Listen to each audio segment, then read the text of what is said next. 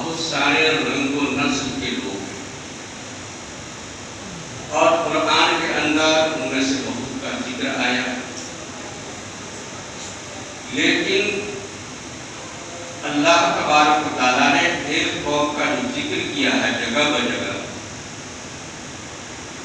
اس کو اس نام سے ذکر کیا ہے کہ اللہ کا غضب ان کے اوپر نازل ہوا اور ہمیشہ کے لیے ذلت رسوائی ان کی مقدر کر دی۔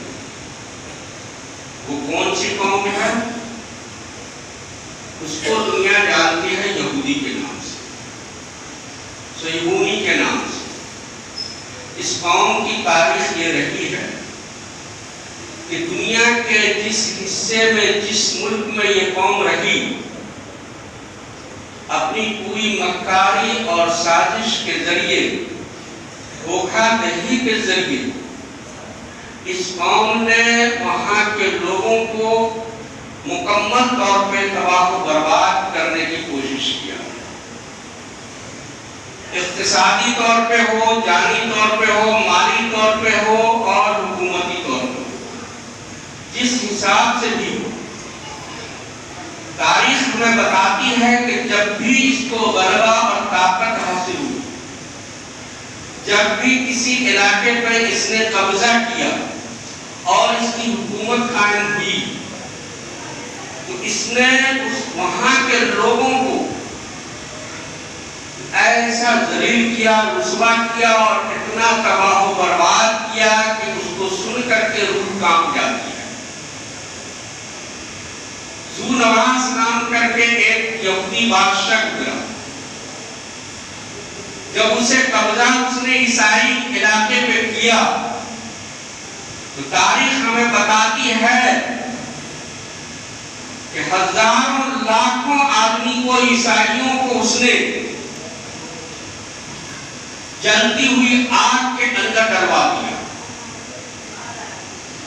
اور انسان کی ایک بڑی جماعت، اس نے یہ تماشا دنیا کو دکھایا کہ ایک بڑی جماعت انسان کی آگ میں جل رہی ہے۔ غرض کہ دنیا کے جس علاقے میں اس نے جب بھی قبضہ کیا یا اس کو غلبہ حاصل ہوا، وہاں کے لوگوں کو پریشان کر کے رکھ دیا۔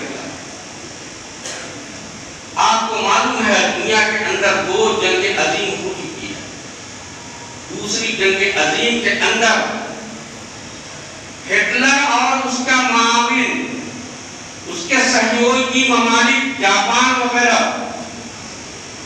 پورے شد و مت کے ساتھ انگریز اور اس کے حواریوں کو پیچھے ڈھکیلتے ہوئے بڑھتے جا رہا ہے۔ جرمن کے اندر یہودیوں کی تعداد بہت بڑی تعداد تھی، اور سب بڑے بڑے مالدار لوگ تھے، ساہوکار تھے۔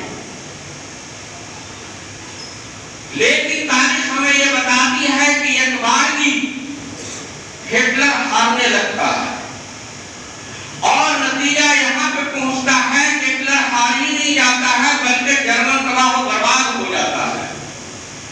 2 پارٹ میں جرمن بٹ جاتا ہے، متر راشٹروں نے اس کو 2 بھاگ میں بانٹ دیا۔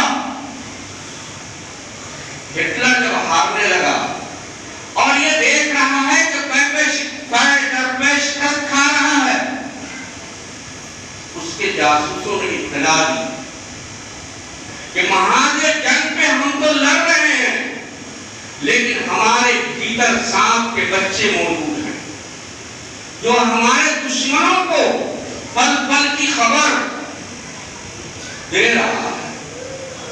کون ہے بھائی سانپ کا بچہ؟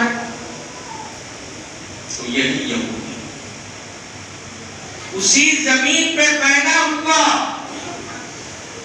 وہیں کی دولت سے، ثروت سے عیش و آرام کی زندگی گزار رہا تھا، بڑے بڑے عہدہ پہ تھا، بڑی بڑی جاگیریں تھیں، لیکن اسی دیش کے ساتھ غداری کر رہا تھا، اور ہوا کہ ہٹلر کی مشقت ہوئی، جرمن تباہ و برباد ہوا۔ ہٹلر نے جب اس کے ڈرامے کو دیکھا، بہت سارے لوگوں کو جو جاسوسی کر رہے تھے اس نے سزا دی، اور یہ قانون ہے دنیا کا کہ باغیوں کی، غداروں کو ایک سزا دی جاتی ہے۔ لیکن ہٹلر بعد میں ہار گیا۔ اب یہ متر راشٹر جو تھے، اتحادی انگریز، روس، فرانس، امریکہ، ان سبوں کی جیت کے اندر سب سے بڑا رول یہودیوں کی غداری تھی، جو اس نے ہٹلر کے ساتھ کی۔ ان ملکوں نے، ان ملک کے رہنے والوں نے، ان ملکوں کے باغ جن کے ہاتھ میں تھا، انہوں نے ایک افسانہ کہا۔ آپ نے بھی سنا ہوگا ہولوکاسٹ، اور پوری دنیا کے اندر ڈھنڈورا پیٹا کہ یہودیوں کے ساتھ بہت بڑا ظلم ہوا ہے، بہت بڑا ظلم ہوا ہے۔ ظلم کیا ہوا ہے کہ یہودیوں کو، لاکھوں لاکھ یہودیوں کو قتل کر دیا ہٹلر نے۔ ایک افسانہ گڑھ کے دنیا کے سامنے پیش کیا، اور دنیا نے اس کو حقیقت سمجھ لیا۔ اس لیے کہ افسانہ کو حقیقت ثابت کرنے کے لیے ان ممالک کے پاس طاقت اور قوت تھی، پرچار پرسار کے سب تمام تر وسائل ان کے پاس موجود تھے۔ دنیا نے سمجھ لیا، آج بھی تاریخ میں پڑھائی جاتی ہے ہولوکاسٹ کے بارے میں۔ نمبر ایک یہ۔ نمبر دو، ان ممالک نے دیکھا کہ یہودیوں کا مزاج کیا ہے، جہاں پہ رہتا ہے اسی علاقے کو تباہ و برباد کرتا ہے، وہاں کے وسائل سے عیش و موج کرتا ہے، اور پھر اسی کو برباد کرنے کی کوشش کرتا ہے۔